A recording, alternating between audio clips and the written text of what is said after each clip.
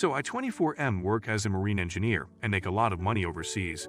Out of curiosity, my girlfriend 24F asked me what kind of stuff I usually take with myself aboard the ship.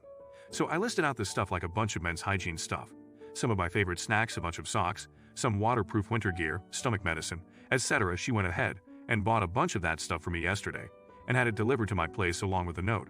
I was honestly quite taken aback. It had quite a few expensive items, like a razor of high quality, some expensive shampoo, expensive winter gear and stuff, etc. And normally I would have just appreciated the gesture and thought of something I would gift her in a while or so, but since I was leaving in a week, I was out of ideas and I couldn't have matched the amount she spent on me in such a short while. Meaningfully, so I took her out to dinner, thanked her for all that. I actually needed to buy quite a bit of that stuff, and then proceeded to wire her the bill amount the next day. Her reaction wasn't great. She was disappointed and said that it was a gift which shouldn't be paid back and stuff like that. I felt quite bad, but absolutely refused her from paying any of that money back. Normally, I wouldn't have paid this, but it was quite an amount, and I make a lot more money than her, so I felt awkward and was out of ideas. We're over it now though, but she's asked me to never do something like this again, and I've reluctantly agreed. I also kind of wanted to bring up the cost she put into the gift, but I didn't want to hurt her feelings at all. I'm not going to be able to talk to her for a month now, and I'm feeling bad that I fucked up this badly. I have the next 4 days before we don't see each other for 3 months. So well, AITA for paying her back money for an expensive gift, which I needed? Nah, I know you meant no harm, but would you write out a check for a birthday cake for your Christmas presents? She wanted to do something nice, and you turned her gift into a transaction which sorta cheapens the gesture. The dinner was a nice gesture, not the check writing ITA, but in an oblivious way. You turned her thoughtful gift into a chore you paid her to do. Story Hub. So just for some context, me, 27F, and my partner, 27 meters, have an 18-month-old daughter. We live in a top-floor flat in the south of England and have lived here for 3.5 years. Our previous neighbors below me moved about 5-6 months ago, and we now have new neighbors. They're a couple in their early mid-20s. I'd say for the purpose of the story, I'll call them John and Jane. We had seen them a few times in passing on the stairwell, and they seemed nice enough. A month or so ago, Jane knocked on the door and asked if it's possible that we could keep the noise to a minimum, as she works from home and can hear sounds in her living room and is trying to work.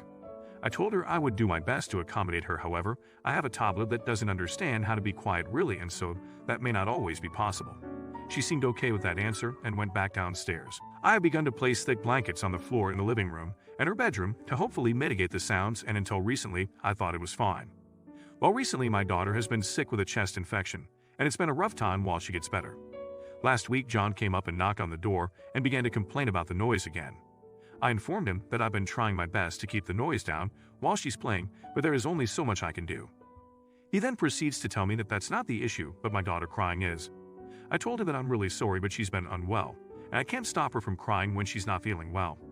I explained that it's not something I can control, and I'm doing what I can because she's just not sleeping. He wasn't happy with the answer I gave him and started off on a tirade of really horrible things, calling me all the names under the sun and saying that I must be a shitty parent if I can't comfort her enough for her to stop crying. I lost it and told him that I refuse to be spoken to that way, and that I have been more than accommodating to him and Jane when it comes to my daughter playing, and that I'm sorry that I cannot control when my daughter cries. That I'm doing the best I can, and I wish I was also getting more rest. I then proceeded to call him a few more colorful names myself and slammed the door in his face. My partner was at work, so I called a friend of mine who said that although he agreed with me, I shouldn't have slammed the door in his face and should have tried to be more respectful of him, and that I should knock downstairs and apologize to him. So Reddit, AITA. Edit, a couple of people have asked. Yes, my partner knows about what happened. I'm not usually a confrontational person and tend to back down a lot. I'm usually a little ball of anxiety. So he said that he's proud of me for standing up for myself. He's quite angry about it. He asked me not to talk to either John or Jane because, in his words, they don't deserve to talk to you or our daughter. He wants to get the police involved and was waiting on me to decide what I want to do. Also, I will send an email over to the letting agent and block management to let them know what's going on. Thank you, the people who wished my daughter well. We took her back to the doctor today, and she has been given some antibiotics to hopefully help clear the infection, so her breathing should start to get better soon. She's currently cuddled up with me watching some Bluey before I attempt to get her to eat some dinner. So it was a post on here yesterday with the opposite POV regarding a newborn and parents who are out of their minds in dealing with constant crying. The guy who posted was the person who went up to their neighbors and complained about the infant crying all day, and it kept their sick mother up at all hours. He then proceeded to berate the mom because, in his opinion, she wasn't doing enough. The child wasn't well and only came home after 3 months in the hospital. He was chewed out like you wouldn't believe. You're not the idiot. your child is sick, and you're already trying to accommodate them. Noise from neighbors is annoying, but people could do with a bit more empathy. I hope your child gets better soon. Not the idiot. I'm not sure how the law works in the UK. I'm assuming from your writing. But in the US, the law states that children are expected to make noise, and that as long as it is normal noise for a child, not bowling or playing a full drum kit, for example, just walking, crying, running, playing, then there is nothing anyone can do, and people acting like your neighbors are actively harassing you. Children are not expected to sit quietly and do nothing. They are children. There is some noise involved with their existence. I suggest looking into your local law, find out exactly what it is, and armed with that information, go to your landlord about them harassing you, and don't answer the door to them anymore. If you're enjoying the video, don't forget to subscribe. My ex has been telling our children that he's going to bring me home so we can be a family again. It's confusing and upsetting our son, who keeps insisting I go with him whenever he goes to visit his dad.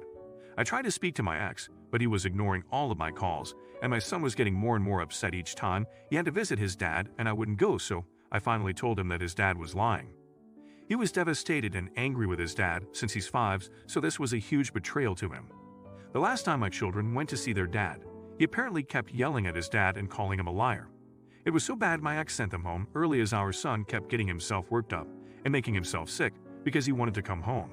My ex confronted me a few days ago after work. He wanted to know what I had said to our son to make him so upset with him. I told him what I had said and told him off for lying to our son. He's furious with me and has accused me of trying to turn our son against him. He claims I'm the one who's lying to our son and told me to think twice the next time I try to turn our son against him.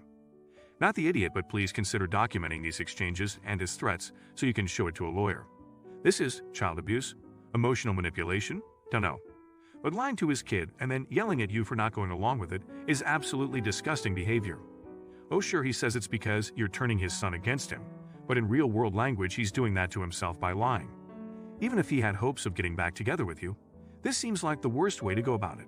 Not the idiot. Story Hub. My husband's friend passed away months ago, leaving behind his widow wife.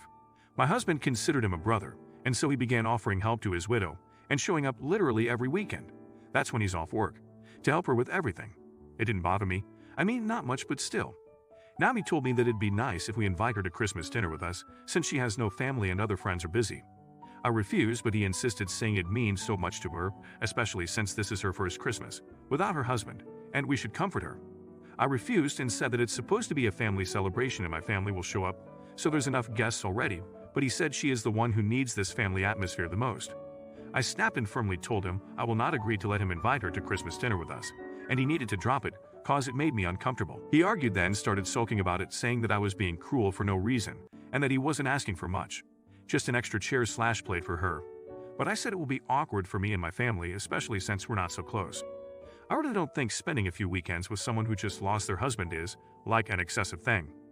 My wife basically moved in with her best friend for a week after she got divorced, and I'm glad she did, because having friends and being there for them is good and normal, and to be celebrated. And remember, the husband is grieving too. There are two issues here. How much of a priority is your husband making this person? Is he still tending to his own marriage? Would you invite any other friend without a place to go for dinner? The second, I can't see the harm in. You're having people over, so one extra isn't a huge deal. But refer to question 1. Is your husband going to treat her as a normal guest, or is he going to spend the entire dinner catering to her? This deserves heartfelt and honest discussion between you two. No judgment. Story Hub.